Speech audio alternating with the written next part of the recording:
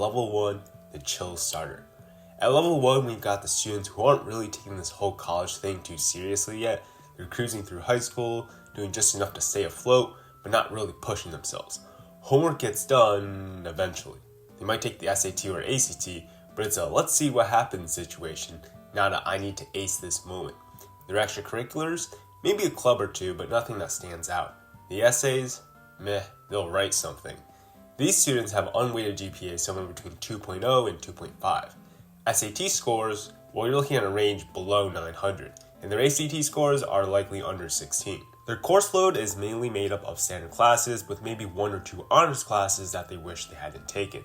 They're probably not aiming for top schools, but they're still getting into college, likely a community college or a local state school. Level 2, the casual contender. Okay, so at level 2, we have the students who are definitely trying harder, but they're still not fully in the zone. These students are going to get the work done, maybe studying for an hour here and there, but their college plans are still a bit of an afterthought. They've started taking more extracurriculars, sports, clubs, community service, but they're not super involved. Their essays are fine, but just nothing groundbreaking. They have an unweighted GPA of 2.5 to 3.0, SAT scores between 900 and 1100, and their ACT scores sit between 16 and 20. They're taking some honors classes, maybe dabbing in a couple APs, and their college list is probably focused on decent state schools or smaller private colleges. They're on track, but they're not exactly standing out from the crowd quite yet. Level 3, the strong and steady applicant. Level 3 students are starting to put the pieces together. They're balancing school, extracurriculars, and a social life. They're involved in clubs, sports, volunteer work, and they figured out how to manage their time. Their essays have a bit more depth now, showing some personality and thought, and they're also actively preparing for the SAT or ACT and putting in some solid effort. These students have an unweighted GPA of 3.0 to 3.4, SAT scores in the range of 1100 to 1250, and ACT scores fall between 21 and 24. Their coursework includes a few honors and AP classes, maybe 2 to 4 APs, and their extracurriculars are pretty solid, with some leadership roles or commitments. They're looking at good state schools or smaller private universities, and they're competitive, but they still have some room to improve on. Level 4, the committed achiever. Level 4 is where things start to get serious. These students are juggling a lot. They're probably the ones waking up early to study for a class, putting in hours on homework and still making time for extracurriculars, and they're starting to show some real leadership, whether it's in clubs, sports, or community service. And their essays are thoughtful, showing clear goals and aspirations. These students have an unweighted GPA between 3.5 and 3.7, SAT scores between 1250 and 1350, and ACT scores range from 25 to 28. Their coursework might include around 3 to 5 APs, as well as achievements that are starting to add up. They're competitive for mid-tier state schools and smaller, well-ranked private colleges. Level 5, the overachieving specialists. At level 5, we're talking about students who are in it to win it. They're totally dialed in. These students have probably found their passion, whether it's science, the arts, or something else, and everything they do is about getting better at it.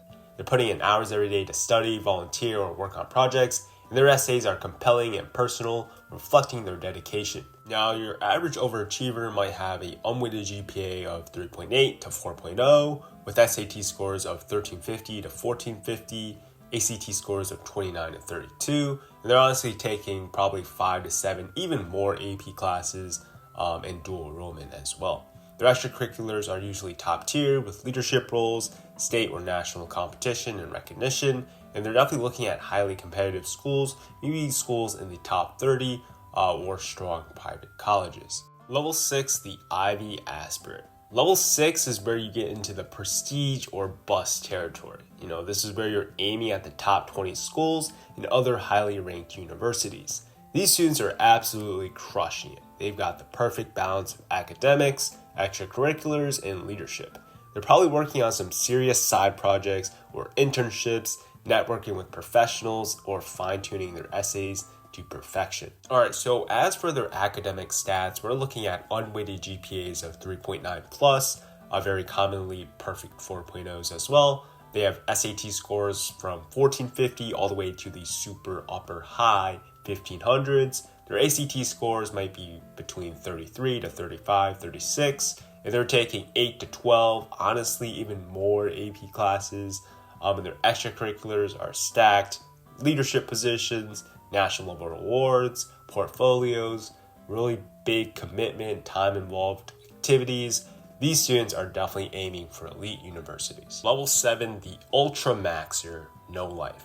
Finally, level 7 is where college applications become an art, okay? These students are living and breathing college admissions. They're not just applying to these top schools, they're crafting their application to perfection and living that life, okay? Their daily life is a mix of studying, networking, and polishing every single part of their college journey.